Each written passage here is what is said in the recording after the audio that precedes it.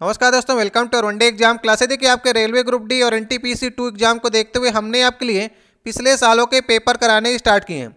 आज हम आपको पिछले बार का रेलवे ग्रुप डी का जो आपका पेपर संपन्न हुआ था उस पेपर की आज हम आपको रीजनिंग के क्वेश्चन कराने जा रहे हैं। इस सेट में रीजनिंग के लगभग 28 क्वेश्चन पूछे गए थे। तो चलिए देखते हैं कि आप इन 28 प्रश्नों में से कितने क्वेश्चन को सही कर पाते हैं। ये हमारा रीजनिंग सीरीज का 9वां वीडियो है। इसके पहले भी हमने आपको इसी प्रकार के 8 वीडियोज कराए हुए हैं, उसे आप लोग प्ले स्टोर जाकर के वहाँ पर से देख लीजिएगा। देखिए यहाँ को रेलवे ग्रुप डी की भी रीजनिंग करा रहे हैं और एनटीपीसी सीवीटी 1 में जो रीजनिंग के क्वेश्चन पूछे गए थे उन क्वेश्चनों की अलग सीरीज चल रही है। तो आप दोनों क्वेश्चन को देखते हुए चलिएगा। आज का देखिए पहला क्वेश्चन है, एक टोकरी में 45 फल है। एक आदमी पूजा करता है और प्रत्येक मंदिर में उतने ही फल चढ़ाता है जितने शहर में मंदिर हैं। ऐसा करने के लिए उसे फलों की 5 टोकरियों की आवश्यकता पड़ती है। तो शहर में मंदिरों की संख्या आपको बतानी है। कैसे करेंगे आप, सोचने का प्रयास करिए। देखिए एक टोकरी में 45 फल हैं और ऐसा करने के लिए उसे 5 टोकरियों को आवश्यकता पड़ती है।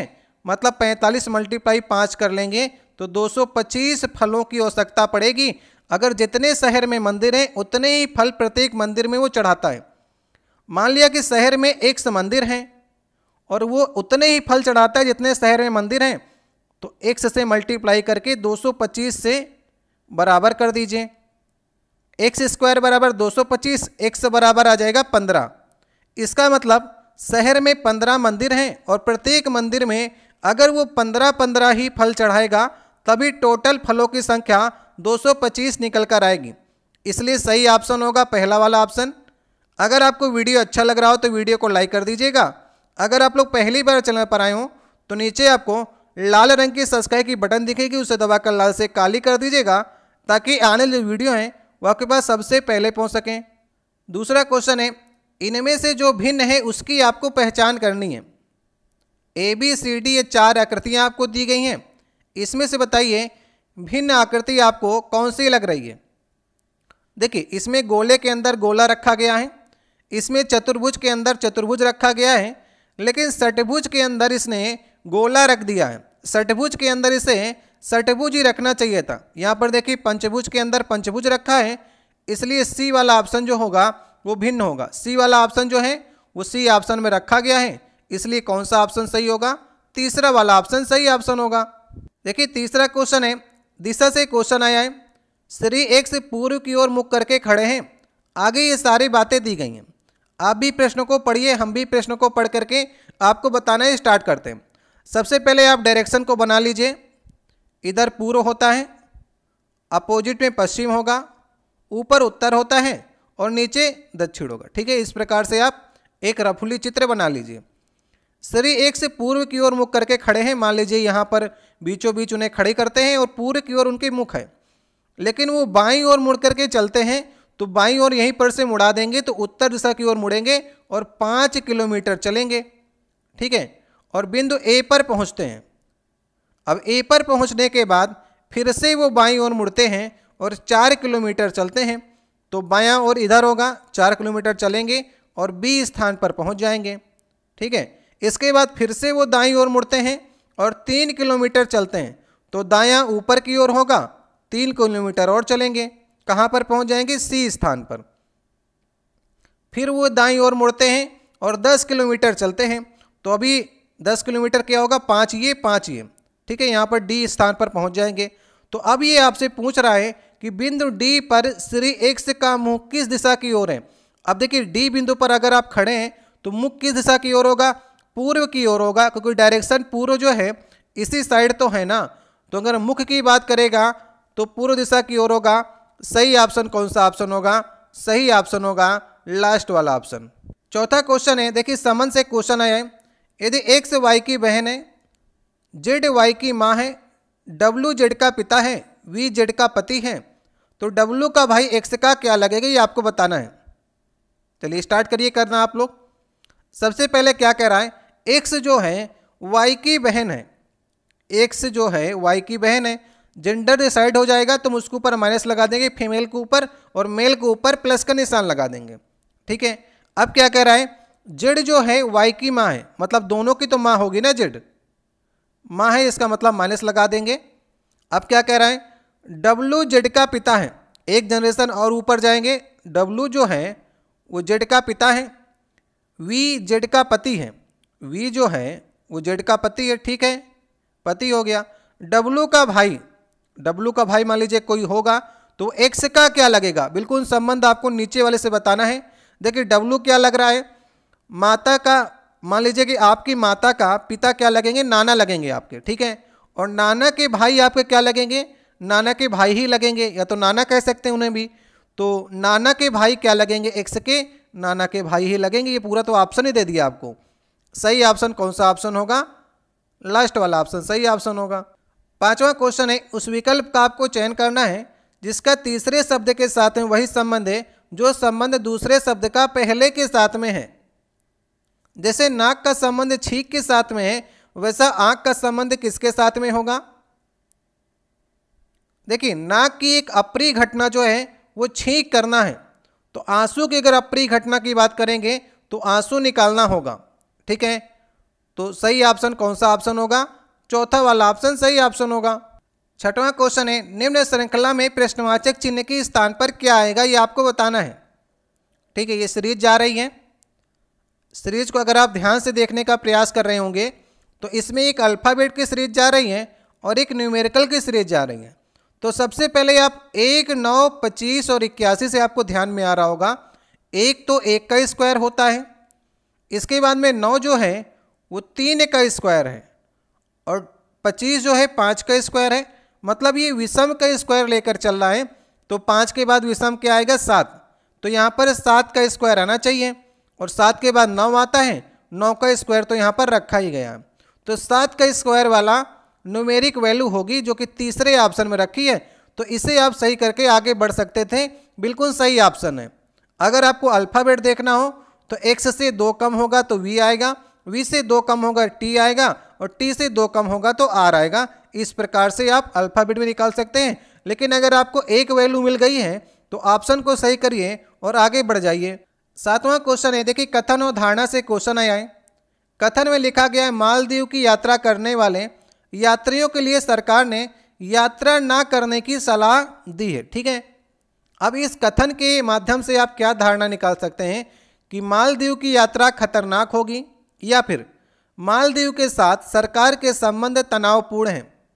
आप क्या निकालना चाहेंगे दोनों धारणाओं में से। देखिए सरकार ने कहा है कि यात्रा ना करें मालदीव की, इसका मतलब डायरेक्ट ये मीनिंग निकल रहा है कि वहाँ पर कुछ ना कुछ संकट हैं, तो इस समय आपकी मालदीव की यात्रा जो होगी वो खतरनाक होगी, यही धारणा निकल रही है, ठीक है। संबंध तनावपूर्ण है ये कथन से आप ज्ञात नहीं कर सकते हैं। संबंध तनावपूर्ण होंगे भी तो सरकार ये आपसे नहीं कहेगी कि वहाँ की यात्रा ना करें। ऐसे कई देश हैं जिसके भारत के साथ में संबंध सही नहीं है, फिर भी यात्रा लोग करते हैं। तो सरकार कभी ये नहीं कहती है कि हमारे संबंध खराब हैं तो आप यात्रा ना करें।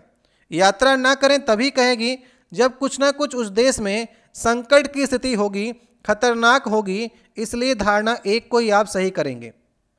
आठवां क्वेश्चन है, यहाँ पर देखिए एक चित्र आपको दिख रहा है। दिए गए विकल्पों में से उपरोक्त आकृति का जल प्रतिबिंब आपको बताना है, ठीक है। जल प्रतिबिंब कैसे आप बताएंगे, देखिए जल प्रतिबिंब बताने के लिए आपको नीचे मिरर रख लीजिए, ठीक है। नीचे मिरर रखेंगे तो जल वाला प्रतिबिंब आ जाता है। अब जैसे ही आप नीचे रखेंगे तो पूरी की पूरी संरचना उलट करके नीचे की ओर आ जाएगी। तो अब देखिए तीर का निशान ऊपर होगा तो इस डायरेक्शन में आ जाएगा नीचे की ओर, और ऐसा ही आपको सी ऑप्शन में दिख रहा है, तो सी वाला ऑप्शन जो होगा वो सही ऑप्शन होगा। अब सी ऑप्शन देखिए लास्ट ऑप्शन में रखा गया है, तो आपको डी वाला विकल्प सही करना पड़ेगा। 9वां क्वेश्चन है, उस विकल्प चित्र को आपको बताना है जो प्रश्न चित्र के निकटतम सदस्य है। जैसे ये प्रश्न चित्र है, इसके समान नीचे आपको एक आकृति नजर आ रही है, तो उसको बताने का प्रयास करिए कि इसके समान जो है इन 4 विकल्प आकृतियों में से आपको कौन सी आकृति दिख रही है। तो ए ऑप्शन तो बिल्कुल से अलग है, बी भी कोई संबंध नहीं रखता है, सी में तो बिल्कुल छोटा ही कर दिया है जो एक्स का निशान है, और डी वाला जो है बस उसको घुमाया गया है, इसलिए डी वाले ऑप्शन को ही आपको सही करना पड़ेगा। किस ऑप्शन में डी ऑप्शन है, पहले वाले ऑप्शन में, तो पहले ऑप्शन को आपको सही करना है। 10वां क्वेश्चन है, देखिए यहाँ पर आपको चिन्हों को आपस में चेंज करना है। जैसे कि मल्टीपल को माइनस करना है, प्लस को भाग करना है, माइनस को मल्टीपल करना है, भाग को प्लस करना है। ठीक है, तो इस समीकरण में आप भी रखिए।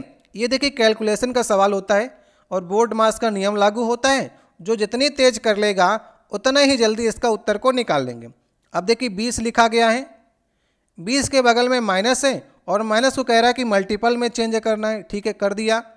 भाग को कह रहा है कि प्लस में चेंज करना है और प्लस को भाग में चेंज करना है और मल्टीपल को माइनस में चेंज करना है। तो ये सारी चीज़ें आपको दी गई हैं।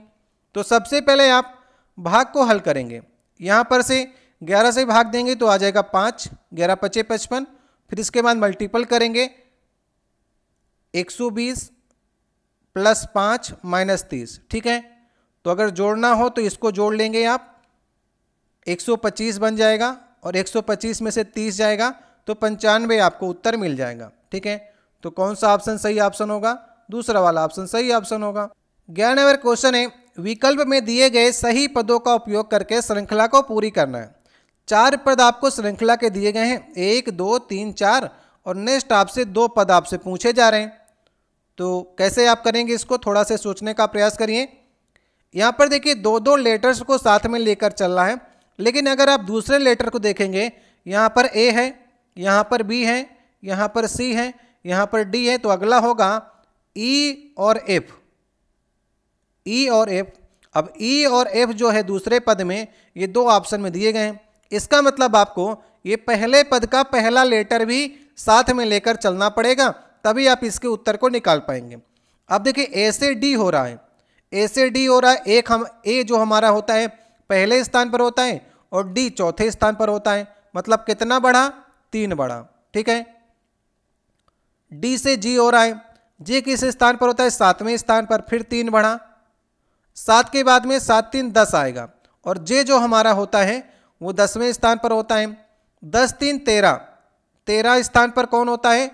एम होता है। इसका मतलब एम रखा जाएगा। एम ई से यहाँ पर स्टार्टिंग होगी और एम ई से स्टार्टिंग किया तीसरे वाले ऑप्शन में, तो यहाँ से आप सही कर सकते हैं। एम 13 होता है, 3 बढ़ाएंगे 16 वाला अगला आना चाहिए, 16 नंबर पर पी होता है। तो एम ई और पी एफ तो पहला ही मिलाने पर आ गया था, लेकिन फिर भी आपको संतुष्ट होना है तो आप लास्ट तक मिला करके सारी तरह से आप संतुष्ट हो सकते हैं। 12 नंबर क्वेश्चन है, कथन और निष्कर्ष से क्वेश्चन आया है। कथन में देखिए लिखा गया है, श्री विनीत प्रतिष्ठित डीम्स विश्वविद्यालय एक्स के डीन पद के लिए लघु सूचीबद्ध उम्मीदवारों में से एक है। अब थोड़ा इसे समझने का प्रयास करिएगा कि जो विनीत हैं एक विश्वविद्यालय है, उसमें उम्मीदवारों की सूचीबद्ध लिस्ट तैयार की गई है। अब उसमें उसका सिलेक्शन होगा कि नहीं होगा ये अभी आप बता नहीं सकते हैं। निष्कर्ष में देखिए, श्री विनीत को प्रतिष्ठित डीम्स विश्वविद्यालय एक्स के डीन के रूप में चुना जाएगा, या फिर श्री विनीत को प्रतिष्ठित डीम्स विश्वविद्यालय एक्स के डीन के रूप में नहीं चुना जाएगा। आप कौन सा निष्कर्ष निकालेंगे? कथन में देखिए अभी तो एक लिस्ट जारी की गई है ना, इसमें यह नहीं बताया गया कि विनीत जो है वो विश्वविद्यालय का डीन बनेगा कि नहीं बनेगा। लेकिन निष्कर्ष में आप 2 बातें देख रहे हैं, या तो वो बनेगा या तो वो नहीं बनेगा। यही 2 बातें तो हो सकती हैं, या तो डीन के रूप में चुना जाएगा या तो नहीं चुना जाएगा। या तो निष्कर्ष 1 निकलेगा या तो निष्कर्ष 2 निकलेगा, क्योंकि सूची में से तो ये निकल कर आएगा ही ना कि या तो विनीत बनेगा डीन या तो नहीं बनेगा। तो कौन सा आप करेंगे? या तो निष्कर्ष 1 सही होगा या तो 2, दोनों एक साथ सही नहीं हो सकते, और किसको सही होना है यह आप बता भी नहीं सकते क्योंकि सिलेक्शन होगा कि नहीं होगा।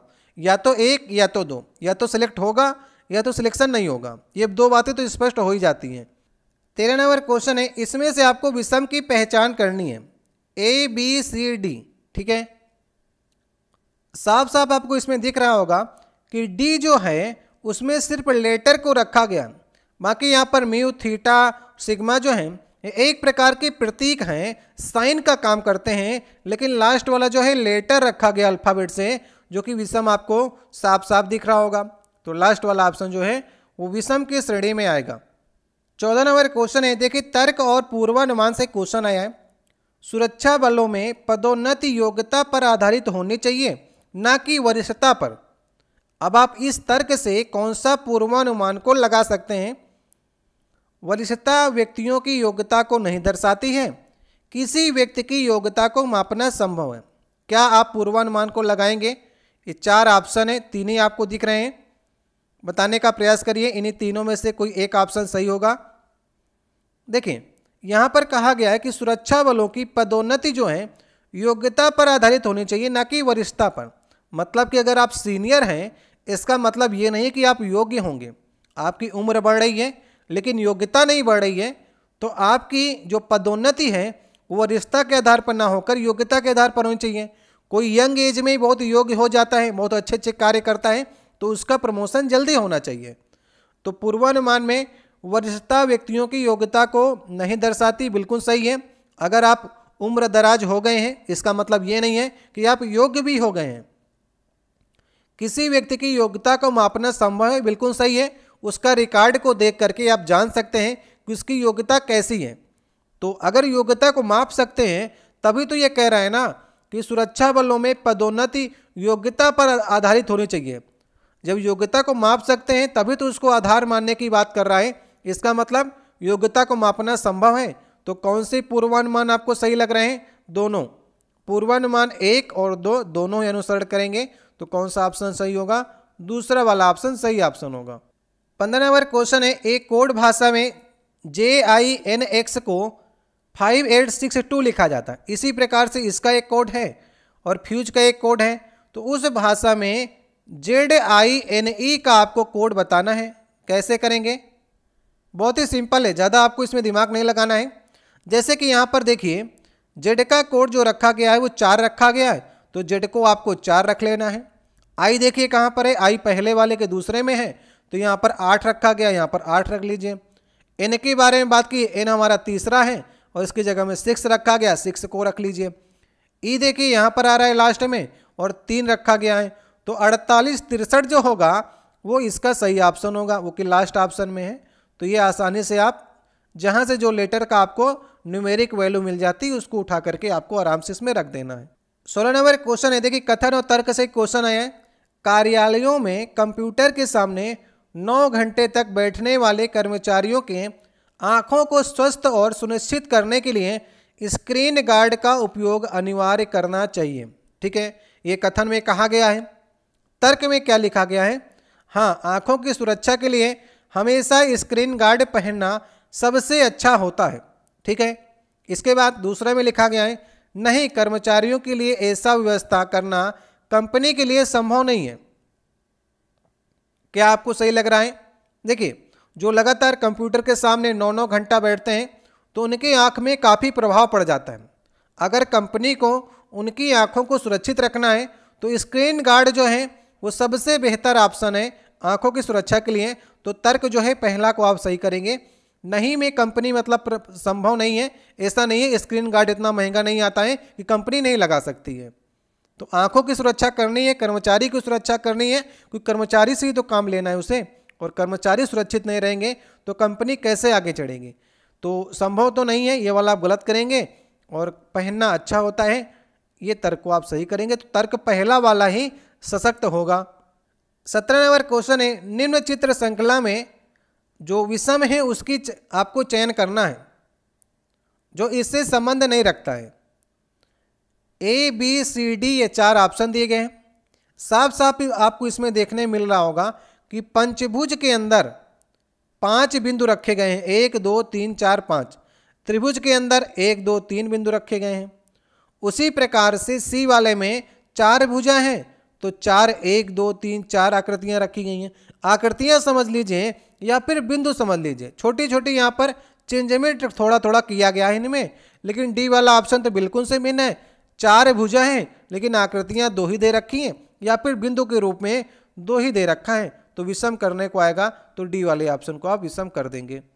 18 नंबर क्वेश्चन है, देखिए आयु से क्वेश्चन आया है। राम की पिता की आयु उसकी आयु की 3 गुना है। इस समय की बात कर रहा है। 9 वर्ष पहले राम की पिता की आयु उसकी आयु की 6 गुना थी, तो राम की वर्तमान आयु आपको ज्ञात करनी है। कैसे करेंगे? आप x से भी लगा सकते हैं, लेकिन हम आपको अनुपात के नियम से बताएंगे जिससे आसानी आपको होगी। तो सबसे पहले आपको ऊपर जो अनुपात रखना होता है वो पहले का अनुपात रखना होता है। 9 वर्ष पहले क्या था? राम की पिता की आयु उसकी आयु की 6 गुना थी। मतलब अगर उसकी आयु 1 है तो उसके पिता की आयु 6 होगी 9 वर्ष पहले। अनुपात की बात करेंगे तो अब की बात क्या कह रहा है, राम के पिता की आयु उसकी आयु की 3 गुनी है। कब? 9 वर्ष बाद। मतलब अगर उसकी आयु 1 है तो पिता की आयु 3 होगी। अनुपात की बात करेंगे। अभी यहाँ पर देखिए अनुपात सेम नहीं है। अनुपात को सेम करने के लिए अंतर देखिए, इसमें 2 का है, इसमें अंतर 5 का है। तो नीचे वाले में 5 का मल्टीप्लाई कर दीजिए और ऊपर वाले में 2 का मल्टीप्लाई कर दीजिए, इससे अंतर स्पष्ट हो जाएगा। तो ऊपर अगर 2 का मल्टीप्लाई करेंगे तो 2 और 6 दूनी 12, नीचे 5 का तो 5 और 5 तेई 15। अब यहाँ पर आप देख रहे हैं इसमें भी 10 का अंतर है, इसमें भी 10 का अंतर है, मतलब हमारे अनुपात सेम हो गए। अब क्या कह रहे हैं, 9 वर्ष से पहले की बात कर रहा है। अब देखिए कि यहाँ पर कितने वर्ष हो रहा है, 2 से 5 हो रहा है, मतलब 3 वर्ष का चेंज आ रहा है हमारे अनुपात के नियम के अनुसार। और ये कह रहा है कि 9 वर्ष पहले, तो 3 बराबर 9 के हो जाएगा, तो 1 बराबर 3 के हो जाएगा। जहाँ जहाँ पर हमने 5 माना है उसको सबसे मल्टीप्लाई 3 से करना होगा, क्योंकि 1 बराबर 3 के आ गया। इसलिए अगर आपको वर्तमान उम्र निकालनी है तो ये 5 तेई 15 का होगा और ये 15 तेई 45 का होगा। ठीक है, वर्तमान में ये 15 का होगा, ये 45 का होगा। आपको पूछा है राम की, तो राम 15 साल का होगा, पिता 45 साल का होगा। तो ये अनुपात के नियम से काफ़ी लोग क्वेश्चन बताते हैं, आप लोग भी इससे लगाए करिए, काफ़ी आसानी से निकल आता है। 19 नंबर क्वेश्चन है, देखिए फन को इस प्रकार से लिखा जाता है, टेन को इस प्रकार से लिखा जाता है, तो फीट का कोड आपको बताना है। कैसे करेंगे आप, थोड़ा से आपको सोचना है। देखिए फन में अगर आप एफ का स्थान देखेंगे तो एफ 6वें स्थान पर होता है और यू जो होता है वो 21वें स्थान पर होता है, और एन का स्थान की बात करेंगे तो 14 नंबर पे होता है। तो 6, 21, 14 जो कि साफ साफ यहाँ पर लिखा गया है, मतलब कि इनके जो अल्फ़ाबेट के लेटर्स हैं उनके स्थान रखे गए। इसी प्रकार से फीड भी निकाल लीजिए। एफ होता है 6वें स्थान पर, ई होता है 5वें पर, 2 बार ई आ रहा है, और टी होता है 20वें पर। 6, 55, 20, तो कौन सा ऑप्शन सही ऑप्शन होगा, लास्ट वाला ऑप्शन सही ऑप्शन होगा। 20 नंबर क्वेश्चन है, यू डब्ल्यू की बहन है और यू टी की पत्नी है, डब्ल्यू के का दूसरा पुत्र है, तो डब्ल्यू टी का क्या लगेगा ये आपको बताना है। चलिए कैसे करेंगे, सबसे पहले क्या करिए, यू डब्ल्यू की बहन है, तो यू जो है वो डब्ल्यू की बहन है, इसका मतलब जेंडर डिसाइड करना होगा, तो ये फीमेल हो गई। अभी डब्ल्यू के बारे में आपको नहीं बताया है। यू जो है वो टी की पत्नी है, मतलब टी जो होगा इसका पति होगा। ठीक है, डब्ल्यू के का दूसरा पुत्र है, मतलब इन दोनों के पिता तो सेम होंगे, के होंगे, और उनका दूसरा पुत्र है, मतलब पहला तो इसकी पुत्री हो सकती है, दूसरा पुत्र ये हो सकता है, या तो एक पुत्र और होगा, 2 पुत्र की बात कर रहा है, दूसरा पुत्र की बात कर रहा है तो एक और होगा। इसने पहला बताया है कि ये पुत्र है, इसका जेंडर बताने के लिए इसने कहा है कि ये पुत्र है। ठीक है, तो डब्ल्यू टी का क्या लगेगा, डब्ल्यू साला लगेगा। भाई पत्नी का भाई जो होता है वो साला तो लगता है, सही ऑप्शन होगा तीसरा वाला ऑप्शन। तो ये तीसरा वाला ऑप्शन सही है। 21 नंबर क्वेश्चन है, देखिए प्रश्न और कथन से क्वेश्चन आया है, प्रश्न को आपको ध्यान से पढ़ना है। ए, सी, एफ, जी और आई उनकी ऊंचाइयों के आरोही क्रम के अनुसार खड़े हैं, तो बीच में कौन खड़ा है इसको आपको बताना है। अब आप 2 कथन आपको दिए गए हैं, बीच में कौन खड़ा है आप किस कथन की सहायता से बता सकते हैं, पहले, दूसरे या फिर दोनों। देखिए पहले वाले कथन में कहा गया है ए सबसे लंबा है। ठीक है, ए को हम सबसे पहले लिख लेंगे क्योंकि सबसे लंबा है ये। इसके बाद सी जो ए सबसे लंबा है और सी जो है ए के बगल में खड़ा है, मतलब उससे छोटा होगा, तभी तो बगल में खड़ा है भाई, और वही क्रम में खड़े हैं, बड़े से छोटे क्रम में।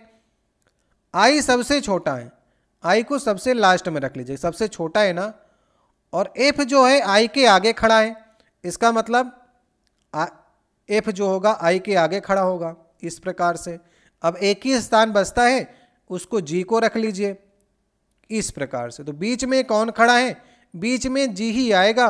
दोनों कथनों की सहायता से आप निकाल सकते हैं, दोनों कथन एक साथ पर्याप्त होंगे तभी आप बीच वाले को निकाल पाएंगे कि बीच में कौन खड़ा है, तो बीच में जी खड़ा है। ठीक है, इसी प्रकार से आपको प्रश्न और कथन वाले क्वेश्चन को करना है। 22 नंबर क्वेश्चन है, देखिए कैलेंडर से क्वेश्चन आया है, कैलेंडर के क्वेश्चन जो होते हैं वो कोडिंग से लगते हैं, तो जिसने भी कोडिंग पढ़ी होगी वे सारे क्वेश्चन को लगा सकते हैं। 19 जून 2020 को कौन सा दिन होगा? तो 19 जून में 19 की बात करेंगे। जून की कोडिंग आपने जो पढ़ी हो, मेरे अनुसार जो जून की कोडिंग है वो 5 है। अलग अलग टीचर जो हैं वो जून की, संडे मंडे की अलग अलग कोडिंग पढ़ाता है, लेकिन उत्तर सेम निकल कर आता है। ठीक है, 2020 की मतलब 20 की बात कर रहा है। इन 20 सालों में कितने लीप ईयर पढ़ेंगे? तो 4 पंचे 20, 5 लीप ईयर पढ़ेंगे। और ये 2000 शताब्दी है, शताब्दी को 400 से भाग देंगे, 4 पंचे 20, 5 बार जाएगा, मतलब जीरो शेषफल बचेगा। अगर जीरो शेषफल बचेगा तो उसकी कोडिंग होती है 6। और सबको 7 से भाग कर देंगे, जितना शेषफल आएगा वही दिन को डिसाइड करेगा।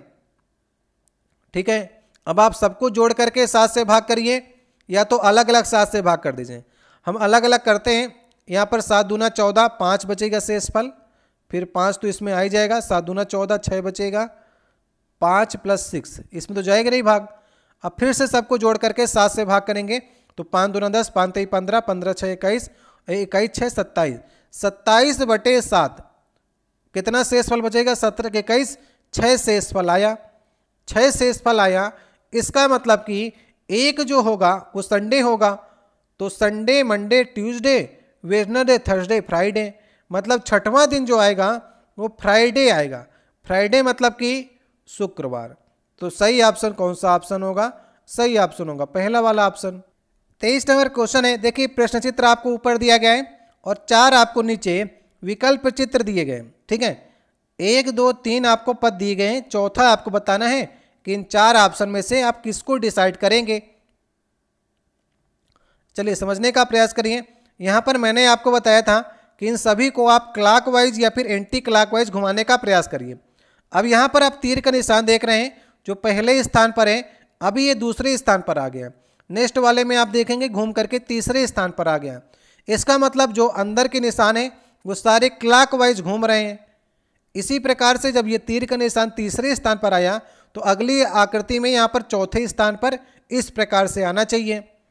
तो नीचे की ओर तीर का निशान इस ऑप्शन में आ रहा है, तो आप ए वाले ऑप्शन को सही कर देंगे। ये तो एक ही को देखने के बाद मालूम चल जाएगा कि ए वाला ऑप्शन सही ऑप्शन होगा, तो ये ए वाला ऑप्शन। ठीक है, इसको आपको क्या करना है, क्लॉकवाइज घुमा देंगे, उत्तर आपको प्राप्त हो जाएगा। 24 नंबर क्वेश्चन है।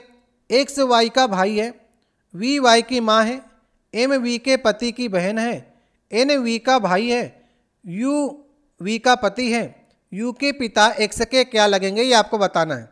काफ़ी लंबा रिलेशन है। चलिए करना स्टार्ट करते हैं, आप लोग भी करिए। सबसे पहले क्या कहा गया है, एक्स जो है वाई का भाई है, एक्स जो है वाई का भाई है, तो जो मेल होंगे उसके ऊपर प्लस लगाते जाएंगे, जो फीमेल होंगे उसके ऊपर माइनस, तो भाई है इसका मतलब प्लस लगा दीजिए। वी जो है वाई की माँ है, मतलब दोनों की तो माँ होगी ना, वी माँ है मतलब माइनस। एम जो है वी के पति, वी के कोई पति होंगे, और एम जो है उसकी बहन है। चलिए आगे क्या कह रहा है, एन जो है वी का भाई है,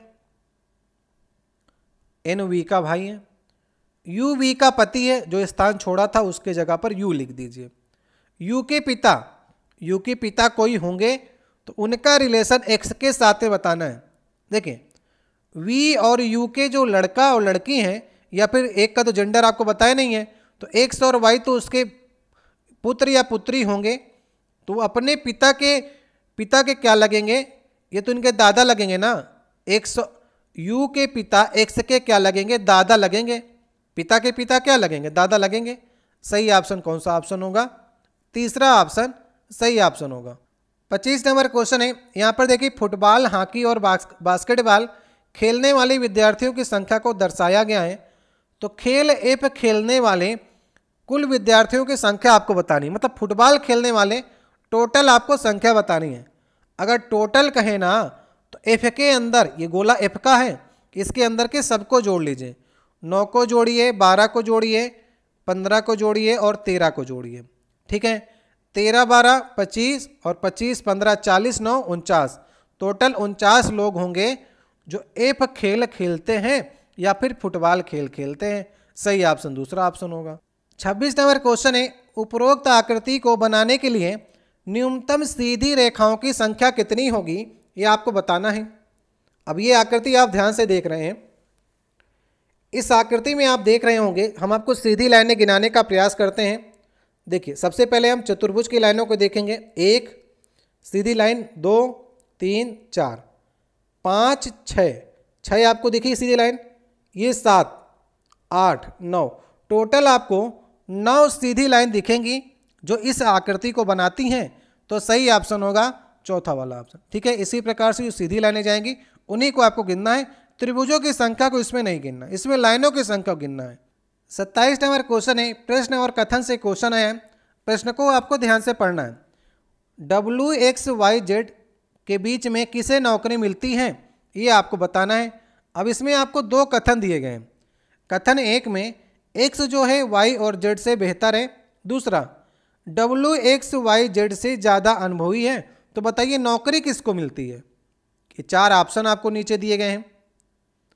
अब देखिए, नौकरी किससे मिलती है ये आप कैसे डिसाइड करेंगे। X जो है Y और Z से बेहतर है, W जो है X और Y Z से और तीनों से ज़्यादा अनुभवी है, लेकिन आपको पता नहीं है कि नौकरी किसको मिलती है। ये आप दोनों कथनों से नहीं निकाल पाएंगे। अभी नौकरी देने वाला समझेगा ना कि किसको देगा, बेहतर वाले को देगा कि अनुभवी वाले को देगा, कि उसके मापदंड कुछ और हैं। ठीक है, तो आप नहीं बता पाएंगे कथन में से कि नौकरी किसको मिलेगी। तो यहाँ पर कौन सा कथन सही हो सकता है। कथन 1 और 2 दोनों पर्याप्त नहीं है प्रश्न के उत्तर देने के लिए। तो सही ऑप्शन होगा पहला वाला ऑप्शन। आज का देखिए 28 नंबर क्वेश्चन है, आज का लास्ट क्वेश्चन है। इस सेट में 28 ही क्वेश्चन पूछे गए थे। दिए गए वेन आरेख में 77 छात्रों के समूह की खेल प्राथमिकताओं को प्रदर्शित किया गया है। 3 खेल हैं ABC, तो ऐसे कितने छात्र हैं, ऐसे कितने छात्र C और A खेल पसंद करते हैं परंतु B खेल नहीं पसंद करते हैं। इसका जवाब कमेंट बॉक्स में देना है। चलिए, ये क्वेश्चन आपके लिए छोड़े जा रहे हैं, नहीं आएगा तो नेक्स्ट वाले वीडियो में चर्चा करेंगे। इसमें 2-3 क्वेश्चन और पूछे गए थे, लेकिन वो सारे क्वेश्चन गलत क्वेश्चन थे और इग्नोर क्वेश्चन में डाल दिए गए थे। तो 30 तक लगभग क्वेश्चन जो हैं रेलवे ग्रुप डी में पिछले बार रीजनिंग के पूछे गए थे। और आपने इन क्वेश्चनों में 28 क्वेश्चन जो सही क्वेश्चन है उसमें आपने कितने क्वेश्चन करने के प्रयास किए हैं उसे आप कमेंट बॉक्स में बताने का प्रयास करिएगा। ठीक है, इन 28 क्वेश्चन में अगर आप 24 क्वेश्चन तक कर ले जाते हैं तो आपकी रीजनिंग बेहतर मानी जाएगी। ग्रुप डी की भी एग्जाम डेट आपकी जुलाई से स्टार्ट होने वाला है और NTPC का अभी आपका रिवाइज रिजल्ट आ चुका है। तो कुछ लोग जो पहले पास नहीं हुए थे, अब की बार ढेर सारे लोग, कट ऑफ काफ़ी कम चली गई हैं और ज़्यादातर लोग जो पढ़ने वाले हमारे स्टूडेंट थे वो किसी न किसी लेवल में ज़रूर अब की बार उनका नाम आया है। तो ठीक है, ग्रुप डी की भी आपको रीजनिंग करा रहे हैं, GS करा रहे हैं।